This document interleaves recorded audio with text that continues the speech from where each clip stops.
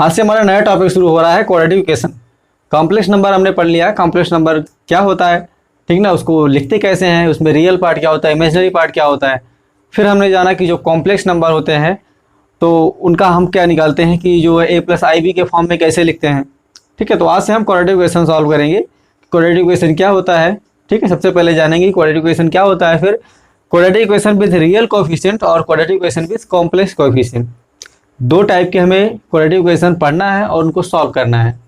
ठीक है, उनके अलग अलग दो मेथड पढ़ने हैं हमें। पहला तो हमारा फैक्टराइजेशन मेथड है और सेकेंड है कि जो है सीधा-साधा मेथड।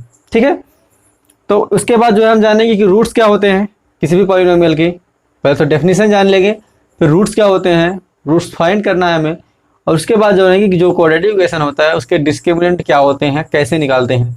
जो डिस्क्रिमिनेंट होता है वो क्वाड्रेटिक इक्वेशन के जो रूट्स आएंगे उनका नेचर बताता है, उसका नेचर कैसा होगा, कॉम्प्लेक्स होगा, रियल होगा। ठीक है, इन सब के बारे में हमें कौन बताता है, डिस्क्रिमिनेंट बताता है। तो सबसे पहले जानते हैं कि जो क्वाड्रेटिक इक्वेशन होता है वो क्या होता है, उसको लिखते कैसे हैं। तो कोई भी क्वेश्चन कोई भी क्वेश्चन अगर आपको a x square plus b x plus c equal to zero इस टाइप की दिखे, जहां पर a not equal to zero हो, तो इस तरीके की इक्वेशन को बोलेंगे क्वाड्रेटिक इक्वेशन। इसकी मेन पहचान क्या है कि यहाँ पर जो वेरिएबल की हाईएस्ट पावर होगी वो 2 होगी। ठीक है, वेरिएबल की जहां पर हाईएस्ट पावर 2 होगी वो क्या होगा, क्वाड्रेटिक इक्वेशन होगा। ठीक है, ए नॉट इक्वल टू जीरो होना चाहिए। ए बी सी क्या है, कांस्टेंट है। ठीक है, ए बी सी की वैल्यू हम चेंज करते जाएं, हमें ढेर सारी क्वाड्रेटिक इक्वेशन मिलती जाएंगी। सपोज जैसे देख लीजिए यहाँ पर ए बी सी की वैल्यू आप चेंज करते जाइए, 4x square plus 7x plus 9 equal to zero, ये क्वाड्रेटिक इक्वेशन मिल गई। 4/3 कर दीजिए, x square minus 9x plus 11 equal to zero, ये भी क्वाड्रेटिक इक्वेशन है। ठीक है, ये वेरिएबल सेम रहेंगे, ठीक ना, एक्स स्क्वायर माइनस एक्स, ठीक है, और कांस्टेंट। देखिए कांस्टेंट नहीं है तब भी जो है क्वाड्रेटिक इक्वेशन, जैसे हम लिखते हैं कि x square 4x square plus 5x, ठीक है, 4x square plus 5x equal to zero, ये भी क्वाड्रेटिक इक्वेशन है। जरूरी नहीं कि कांस्टेंट प्रेजेंट हो। ठीक है, कांस्टेंट नहीं होगा, अगर वेरिएबल की हाईएस्ट पावर 2 है तो क्या होगा, क्वाड्रेटिक इक्वेशन होगा। ठीक है, आप ए बी सी की वैल्यू चेंज कर दिए, ढेर सारे क्वाड्रेटिक इक्वेशन क्या होंगे, मिलते जाएंगे। अब जो आप यहाँ पर आपको ध्यान देना है कि जो ए बी सी है, 4 है, 7 है, 9 है, जो भी क्वाड्रेटिक इक्वेशन दी गई है आप उसको सबसे पहले कंपेयर करेंगे x square plus b x plus c equal to zero से। अगर आपको ए बी और सी रियल नंबर दिख रहे हैं तो बोलेंगे कि quadratic equation with real coefficient, और अगर आपको ए बी सी में से कोई भी एक कॉम्प्लेक्स नंबर मिले तो बोलेंगे कि जो क्वाड्रेटिक इक्वेशन है वो क्या है, with complex coefficient. Quadratic equation with complex coefficient. Example हम आपके सामने कुछ लिख रहे हैं, आपको ये बताना है कि कौन सी जो है quadratic equation with real coefficient है और कौन सी quadratic equation with complex coefficient है। एग्जाम्पल हम आपके सामने लिख रहे हैं। पहला एग्जाम्पल है x square minus 4x plus 29 equal to zero.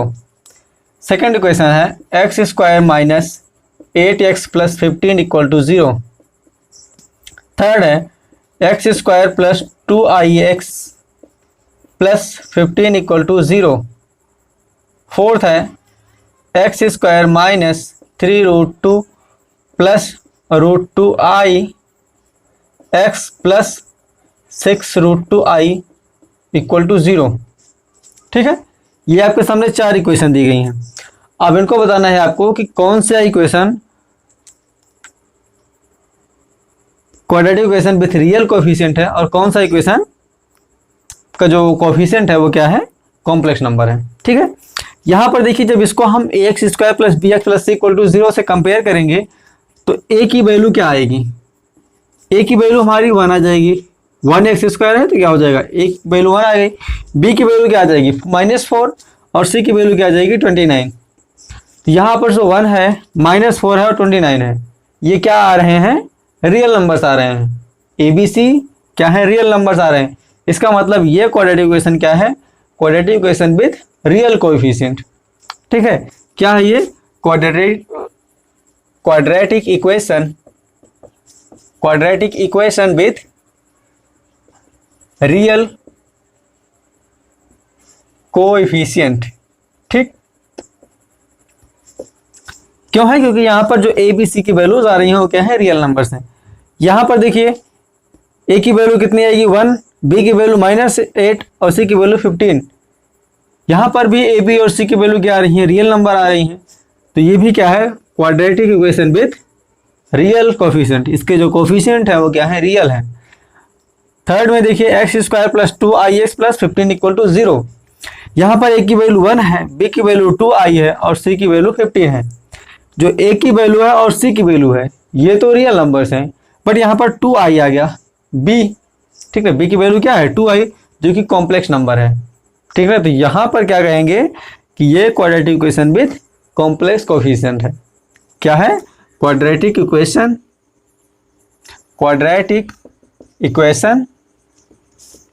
With complex coefficient. ठीक है, ये क्या है? Quadratic equation with complex coefficient. ये भी है। क्यों है? यहाँ पर देखिए आप बी की वैल्यू और सी की वैल्यू ये दोनों ही क्या है? कॉम्प्लेक्स नंबर हैं।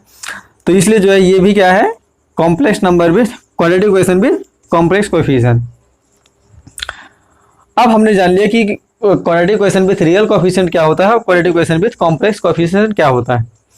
अब हम जानेंगे कि जो भी क्वाड्रेटिक इक्वेशन है उसके रूट्स क्या होते हैं या सॉल्यूशंस क्या होते हैं। देखिए जो रूट होते हैं सॉल्यूशन होते हैं, उनका एक ही मतलब है। ठीक है, जो चाहे आप रूट कहिए या सॉल्यूशन कहिए, दोनों का एक ही मतलब है। ठीक है, रूट्स को ही सॉल्यूशन बोलते हैं, सॉल्यूशन को ही रूट्स बोलते हैं। Roots of a quadratic equation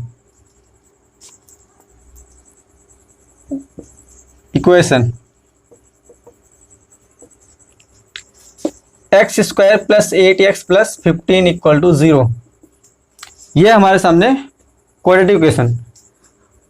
x = हम -8 और -5 और -3 रख रहे हैं। x की वैल्यू हम 2 ले रहे हैं, x = -5, x = -3। अब इसमें रख के देखते हैं क्या आता है। अगर x = -5 रखने पर इस क्वाड्रेटिक इक्वेशन की वैल्यू 0 आ जाती है, मतलब LHS = RHS हो जाता है, तो बोलेंगे कि जो -8 है या -5 है वो इस क्वाड्रेटिक इक्वेशन का सलूशन है या रूट है। अगर इसकी वैल्यू 0 नहीं आती है तो ये नंबर इस इक्वेशन का सलूशन या रूट नहीं होगा। चेक करते हैं वैल्यूज निकाल के। और देखिए जब x = -5 हम रखेंगे इसमें, तो इसको हम लिखेंगे, अगर ये पॉलिनोमियल है p ऑफ x में, ठीक है, तो हम लिखेंगे p ऑफ -5, p ऑफ -5 क्या आ जाएगा? -5² + 8 × -5 + 15, ये क्या आ जाएगा? 25 माइनस ये क्या आ जाएगा? 40 + 15, ये भी प्लस है, ये भी प्लस है, दोनों ऐड हो जाएंगे, कितना आएगा? 40 - 40, क्या आ गई वैल्यू? 0। ठीक है, पॉलिनोमियल की जो क्वाड्रेटिक पॉलिनोमियल की जो है क्वाड्रेटिक इक्वेशन की वैल्यू क्या आ गई? 0 आ गई। इसका मतलब जो x = -5 है वो इसका सलूशन है। ठीक है, क्योंकि यहाँ पर 0 आ गई ना वैल्यू, RHS के इक्वल आ जा रही है, इसका मतलब -5 क्या है? इस क्वाड्रेटिक इक्वेशन का सलूशन है, इस इक्वेशन का रूट है। अब x = -3 रख के चेक कर लेते हैं, तो p ऑफ -3 आएगा, -3² + 8 × -3 + 15, क्या आ जाएगा? 9 - 27 + 15, 24 आएगा। यहाँ से 15 + 9 कितना आ जाएगा? 24, -24 कितना आ जाएगी वैल्यू? 0। p ऑफ -3 की वैल्यू क्या आ गई? 0 आ गई। इसका मतलब जो -5 है और -3 है इस इक्वेशन के रूट्स हैं, इस इक्वेशन के सॉल्यूशन है। और जो x = -3 है, x = -3 पर जो वैल्यू आ रही है पॉलिनोमियल की वो क्या है? 0 है। एक और क्वाड्रेटिक इक्वेशन लेते हैं, उसमें भी चेक करते हैं। और यहाँ पर ध्यान दीजिए कि x की 2 वैल्यूज आई है ना, x = -5 और x = -3, दोनों पे जो है हमें इस क्वाड्रेटिक इक्वेशन की वैल्यू क्या मिल रही है? 0 मिल रही है। इसका मतलब जो x = -5 है और x = -3 है, ये इसके सॉल्यूशन है। दूसरा एग्जांपल अगर हम लें, p of x = x² + 6x + 9 ये है। अगर हम यहाँ पर लिखें x इक्वल टू -3 या x इक्वल टू, यहाँ पर आप 6x ना लिख के यहाँ पर लिख दीजिए 7x और यहाँ पर लिख दीजिए 12, ठीक है। और फिर यहाँ पर आप वैल्यू ले लीजिए -3 और -4, -3 और -4। चलिए -3 बाई एक्स इक्वल टू -3 इसमें रखिए, क्या आएगा, तो क्या लिखेंगे, P ऑफ -3 क्या आएगी value, -3 square plus 7 into -3 plus 12, ये कितना जाएगा 9, और ये कितना जाएगा -21 प्लस 12 कितना जाएगा 21 माइनस 21, वैल्यू क्या जाएगी 0। इसमें रखिए P ऑफ -4 रखिए, क्या आएगा -4 square plus 7 into -4 plus 7 sorry 12 है प्लस 12 क्या आएगा 16, और यहाँ कितना आ जाएगा 28 प्लस 12, वैल्यू क्या आ जाएगी 28 माइनस 28 0। यहाँ पर आप क्या देख रहे हैं कि P इक्वल टू जब -3 x इक्वल टू -3 रख रहे हैं तो इस पॉलिनोमियल क्वाड्रेटिक इक्वेशन की वैल्यू क्या आ जा रही है 0 आ जा रही है, और x इक्वल टू -4 भी रख रहे हैं तब भी इस क्वाड्रेटिक पॉलिनोमियल की वैल्यू क्वाड्रेटिक इक्वेशन की वैल्यू क्या आ रही है 0 आ रही है। इसका मतलब इसकी जो सोल्यूशन है -3 और -4 है। अगर आप एक कोई लीनियर पॉलिनोमियल ले लें, ठीक है, लीनियर पॉलिनोमियल क्या होता है, ऐसा पॉलिनोमियल जिसमें वेरिएबल की हाईएस्ट पावर क्या होती है 1 होती है, तो उसके सोल्यूशन कितने आएंगे, ठीक है, कितने सोल्यूशन आएंगे उसके, जैसे है x प्लस 4 इक्वल टू 9 है, यहाँ पर आपको x की वैल्यू निकालना है, क्या करेंगे 4 को इधर राइट हैंड साइड में लाएंगे तो प्लस में इधर आएगा माइनस में हो जाएगा, तो क्या हो जाएगा x इक्वल टू 9 माइनस 4 कितना आ जाएगा 5, x की वैल्यू क्या आ गई 5, x इक्वल टू 5 इसमें रखिए क्या आ जाएगा 9 प्लस 9 इक्वल टू 9। इसका मतलब इस लीनियर पॉलिनोमियल के कितने सोल्यूशन आए, एक आए। क्वाड्रेटिक पॉलिनोमियल के कितने सोल्यूशन आए, 2 आए। इसके और सोल्यूशन नहीं हो सकते क्वाड्रेटिक पॉलिनोमियल के, इसके 2 ही सोल्यूशन होंगे, ठीक है। और लीनियर पॉलिनोमियल के कितने सोल्यूशन आए, एक, इसका और कोई सोल्यूशन नहीं हो सकता। यहाँ पर x की आप 5 के अलावा कोई भी वैल्यू रखें LHS इक्वल टू RHS नहीं आएगा, ठीक है। कहने का मतलब यह हुआ कि लीनियर इक्वेशन के केवल एक ही सोल्यूशन होंगे और क्वाड्रेटिक इक्वेशन के केवल 2 सोल्यूशन होंगे। यहाँ पर देखिए क्वाड्रेटिक पॉलिनोमियल की जो डिग्री है, ठीक ना, क्वाड्रेटिक इक्वेशन की जो डिग्री है वो कितनी है 2 है, और लीनियर पॉलिनोमियल की डिग्री कितनी है 1 है।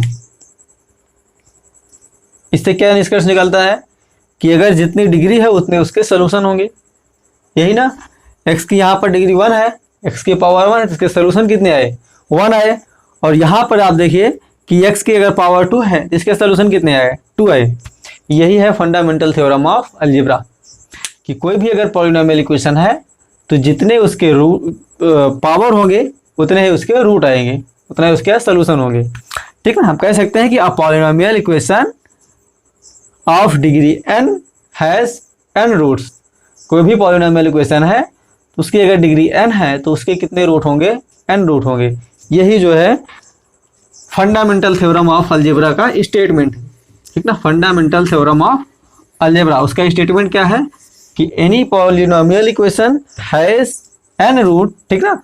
एनी पॉलिनोमियल इक्वेशन, सबसे पहले हम क्या लिखेंगे fundamental theorem of algebra. Fundamental theorem of algebra,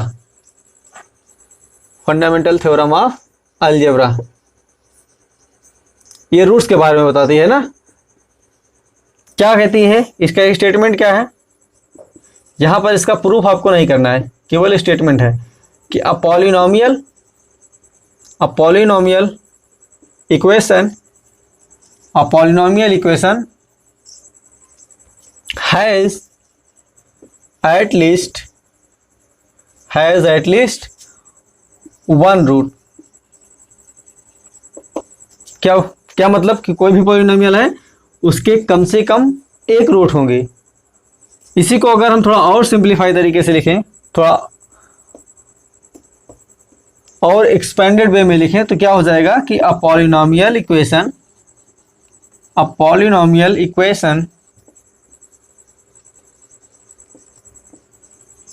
of degree n has n roots. ठीक है, a polynomial equation of degree n has n roots. किसी भी पॉलिनोमियल के अगर उसकी n डिग्री है तो उसके रूट कितने होंगे, n होंगे। मतलब अगर पॉलिनोमियल के डिग्री 2 है तो उसके रूट 2 होंगे, पॉलिनोमियल की डिग्री 3 है तो उसके 3 रूट होंगे। ठीक है, और उसके अगर 1 है, ठीक है, लीनियर पॉलिनोमियल जैसे होता है, लीनियर पॉलिनोमियल इक्वेशन, अगर उसका जो है हाईएस्ट पावर 1 है तो उसके कितने रूट आएंगे, 1 आएंगे। क्वाड्रेटिक इक्वेशन है, उसका हाईएस्ट पावर कितना है, 2 है, तो उसके कितने रूट आएंगे, 2 रूट आएंगे, 2 रूट आएंगे। आप जानते हैं कि कोई भी क्वाड्रेटिक इक्वेशन दिया गया है तो उसके डिस्क्रिमिनेंट क्या होते हैं, उसके डिस्क्रिमिनेंट को कैसे निकालते हैं, और डिस्क्रिमिनेंट से हम कैसे जानते हैं कि उसके जो रूट होंगे वो कैसे होंगे, ठीक ना, उसका नेचर कैसे जानेंगे। सपोज आपके सामने जो क्वाड्रेटिक इक्वेशन है वो है ax² plus bx plus c equal to 0, a not equal to 0। ये आपके सामने क्वाड्रेटिक इक्वेशन है। इसका जो डिस्क्रिमिनेंट आएगा d से लिखेंगे उसको, वो क्या होगा, b² माइनस 4ac। ठीक है, डिस्क्रिमिनेंट क्या होगा, b² माइनस 4ac। अब यहाँ पर ये b² माइनस 4 ही डिसाइड करता है कि यहाँ पर जो क्वाड्रेटिक इक्वेशन है इसका जो रूट्स आएगा वो किस नेचर का होगा। तो यहाँ पर हम इसको 3 कंडीशन में डिवाइड करेंगे कि अगर b² minus 4ac less than 0 है, ठीक ना, ग्रेटर देन 0 है, तो इसके जो रूट्स आएंगे वो क्या होंगे, रियल एंड डिफरेंट या डिस्टिंक्ट रूट्स। ठीक है, अगर b² minus 4ac greater than 0 है तो जो रूट्स आएंगे रियल होंगे और डिस्टिंक्ट होंगे, अलग अलग होंगे, सेम नहीं होंगे। ठीक है, अगर b² minus 4ac equal to 0 है, b² minus 4ac equal to 0 आ गया, तब जो रूट्स होंगे वो क्या होंगे, रियल होंगे और इक्वल होंगे। ठीक है, कैसे होंगे, real and equal roots, real and equal roots. अगर b² minus 4ac less than 0 है, ये क्या है, लेस देन, ये ग्रेटर देन है, ठीक, ये इक्वलिटी है, तब क्या होंगे, रूट्स इमेजिनरी होंगे। ठीक है, b² माइनस 4ac अगर लेस देन 0 आ रहा है तो रूट्स कैसे होंगे, इमेजिनरी होंगे। b² minus 4ac equal to 0 है तो रियल एंड इक्वल रूट्स होंगे, और b² minus 4ac greater than 0 है तो रूट्स कैसे होंगे, रियल एंड डिस्टिंक्ट होंगे, अलग अलग रूट्स होंगे। 2 रूट्स आएंगे और दोनों क्या होंगे, अलग अलग होंगे। और अगर b² minus 4ac equal to 0 है तो जो रूट्स आएंगे 2 आएंगे और क्या होंगे, सेम होंगे। ठीक है, तो आज के लिए बस इतना ही। आगे वीडियो में हम जानेंगे कि जो quadratic equation with real coefficient है और quadratic equation with complex coefficient है उससे कुछ एग्जांपल लेंगे और उस एग्जांपल को सॉल्व करके हम देखेंगे कि कैसे उसका सोल्यूशन हम निकालते हैं। ठीक है, धन्यवाद।